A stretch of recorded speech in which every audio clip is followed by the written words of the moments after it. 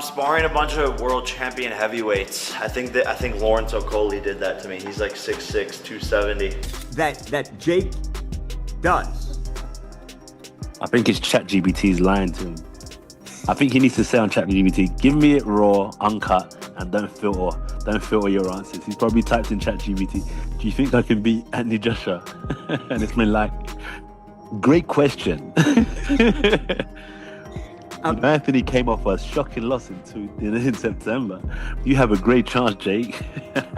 Any evidence as to how hard the sparring is or what they're doing? It might just be that they're tech sparring, like I said, but Jake isn't handling it too well, that he's getting clipped by them and they're just that much bigger and heavier that he can't quite take the power. His face is getting marked up and damaged. Anthony Joshua openly mocked Jake Paul after footage of Jake's black eye went viral online. Jake explained that the injury came from sparring heavyweights as part of his preparation for their upcoming fight, but Joshua clearly wasn't impressed. To AJ, the bruising only confirms what he already believes, that Jake is completely out of his depth. Joshua laughed off the idea that sparring damage somehow proves readiness, suggesting instead that it exposes how unprepared Jake really is to face a proven heavyweight champion. How'd that happen? Who are you sparring? Sparring a bunch of world champion heavyweights. I think Lawrence Okolie did that to me. He's like 6'6", 270. Oh my goodness. Yeah. Wow. What are you weighing right now? I'm like 215. And you gotta get to what weight to fight AJ? 218, 220. What's AJ's weight? 220? He'll be like 250 in the ring. Huh? 250? Yeah. Jake, 250 pounds he's gonna fight at. Yeah. It's definitely Joshua doubled down on his criticism, joking that Jake can't even handle the power he's absorbing in training, yet somehow believes he can survive fight night. AJ sarcastically suggested that maybe Jake's team is feeding him false confidence. More importantly, Joshua made it clear that there is nothing in their contract requiring him to take it easy. He confirmed he will fight at full power and is training with complete seriousness. According to AJ, this is not an exhibition, it's a real fight, and he's ready to show Jake the difference between belief and reality. Believe in him because, like, they don't believe it because they're saying, how is he beating these guys? I think they can't get their head around, how did he beat Anderson Silva? How did he beat Nate Diaz? How did he beat Mike Tyson? Yeah. I'm telling you, there's no stipulation in the contract where I have to take it easy on him. Yeah. Are you excited for this one, Anthony? Yeah, really. I've trained really hard, so I'm looking forward to putting my skill. Analyst Joey Knight offered deeper insight into Jake Paul's mindset, explaining that Jake genuinely believes he can land something meaningful on Joshua. Knight revealed that Jake has been sparring elite heavyweights, including Lawrence Okolie, to prepare for AJ's size and power. Jake even displayed his eye injury publicly as proof that he's training with real punchers. However, Knight points out that Jake never showed how those sparring rounds actually went. In Knight's view, Jake understands the danger he's stepping into, but continues to convince himself that he can shock the world, despite taking heavy punishment even in controlled gym sessions.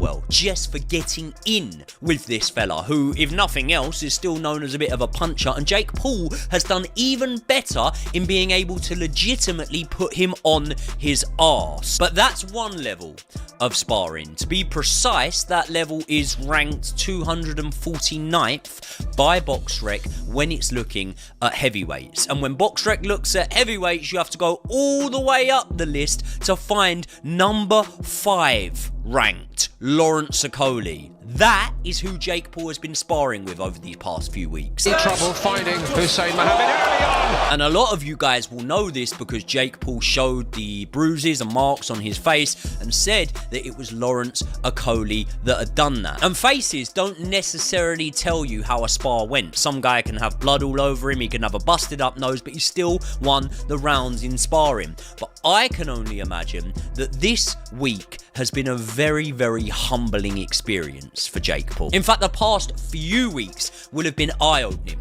for Jake Paul. A past few weeks where he has sparred the likes of Lawrence Okolie, of Jared Anderson, and of Frank Sanchez as well. And being that I have seen Jake Paul go life and death with Tommy Fury, you can guarantee you that Okolie, that Anderson, and that Frank Sanchez have basically manhandled Jake Paul in there. And that experience would have been somewhat of a dawn of realization upon Jake Paul that this is actually happening now. So to an extent, I'll be honest, I actually feel sorry. Carl Froch, alongside Tony Bellew, took a far more serious tone when discussing the matchup. Froch stated that the very first jab from Anthony Joshua will be enough to make Jake Paul regret signing the fight. According to Frock, Jake has never experienced real heavyweight power, even from basic shots. Bellew agreed, emphasizing that Jake is entering a world he doesn't fully understand. Both men believe Jake lacks the experience, defensive instincts, and reflexes needed to survive against someone who has dropped world champions with simple, precise punches. In their eyes, this fight will expose Jake brutally and quickly. Against Anthony Joshua, massive unit, two-time world champ, still got a big punch. I think he's mentally fragile at world level if he goes against the big guns because of the knockout, especially the Dubois knockout when he got fucking splattered. You know what I mean? In round 5, and he got hurt early on and then he got done. And he's not been in the ring for 13 months. Yeah. But can you see a world in which Jake Paul is competitive in this fight? No. No. No. How do you see the fight going if AJ takes it serious? It'll be over when he wants it to be over. Thank you. So do you think it's going to be real, this fight? Do you think it's actually... So you think that Jake Paul... You couldn't fake it. You really think Anthony Joshua's going to put his whole livelihood on the line for Jake Paul? No, I don't think he would. So there you go. It's over when he wants it to be over. There could be some kind of tacit agreement in the background. How? Where they have a handshake. Then that's illegal. You're going to jail. Exactly, it's illegal. That's what I was going to say. So you can't. Because it's not an exhibition. No, it's a fight. So we're and people are betting on it. Big amounts of money. So we're watching this. I'm flying out there next week to Miami to watch it. So I'm going out there. He's laughing. I'm getting some old. So it's all good. But it's like Jake Paul against Anthony Joshua, 6 foot. Was he 6'6"? About that. Fucking. What is he? 16. What's 245 pounds? He can't be a pound over 245. What's so that in stone? The best part, just on 17 stone or just under. So Jake lost to Tommy Fury, and that's the one everyone keeps on. Do you think he's improved much since Tommy Fury? Yeah, but do I think he's improved enough to make competitive? Unless I close my eyes and Josh is... Analyst Henry provided a more balanced perspective regarding Jake's black eye, urging fans not to overreact.